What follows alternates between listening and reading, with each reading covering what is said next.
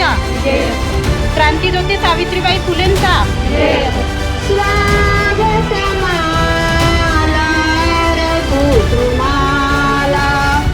हा जो महिला बचत गट आहे हा आपला वाढत गेला. एक वेळ अशी आली होती की आपल्याकडे 188 महिला बचत गट होते.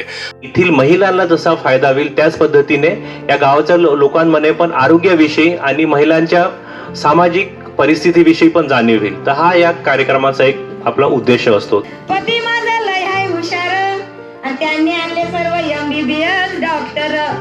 त्यांनी केला उपचार आणि ताप गेला पळून. अहो प्रथम शाळेची घंटा तिनेच वाजवली.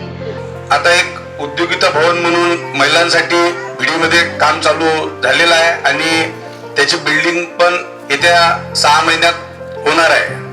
ज्या काही ह्या 17 गावचे महिला बचत गट आहे त्यांनी जे निर्माण केलेले उद्योगधंदे आहे त्याच्यासाठी तालुका स्तरावर स्टॉल निर्माण करायचे आहे आणि या बचत गटाच्या माध्यमातून जे काही काम चालू आहे तर हे काम गौरवास्पद आहे. अधीक्षक आहे सन्माननीय धात्रक साहेब आणि त्यांची संपूर्ण टीम नेहमी बचत गटाच्या माध्यमातून आरोग्यविषयक शिबिर घेत असतात, आरोग्याविषयी जागृत करत असतात.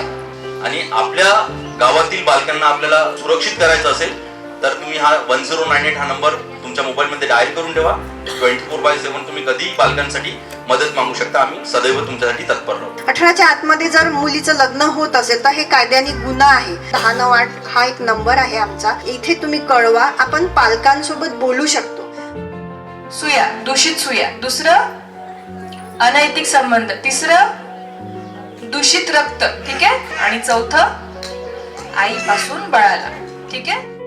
स्तन की कैंसर, गर्भाशय के मुख की कैंसर और तीसरा तोंड की कैंसर, ओरल कैंसर जो बोलते. हुंडा प्रतिबंधक कायदा तुम्हाला माहित आहे, बालविवाह प्रतिबंधक कायदा तुम्हाला माहित आहे, गर्भलिंग चाचणीवर पूर्णतः बंदी. जर एक छोट्या पणेच त्यांना फोन देसाल तर त्याचे डोळ्यावर परिणाम पडेल ना. सगळ्यात लहान केस ते सगळ्यात मोठे केस.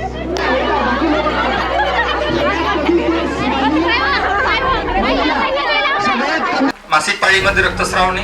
दुसरं कारण हे आहे की डिलिव्हरी दरम्यान जास्तीचं रक्त जाणे शरीरातून, त्याच्यामुळे पण आपल्याला ॲनिमियाची लक्षणे जाणवू शकतात.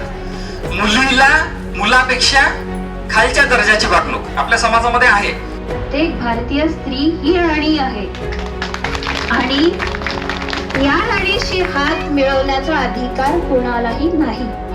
येता जाता तंबाखू खाता, इकडे तिकडे पिचकारी फुकता, जंतू हवेत पसरायचे व तुम्हाला कधी हे समजायचं. उघड्यावर गेल्यावर आरोग्य बिघडते. गावामध्ये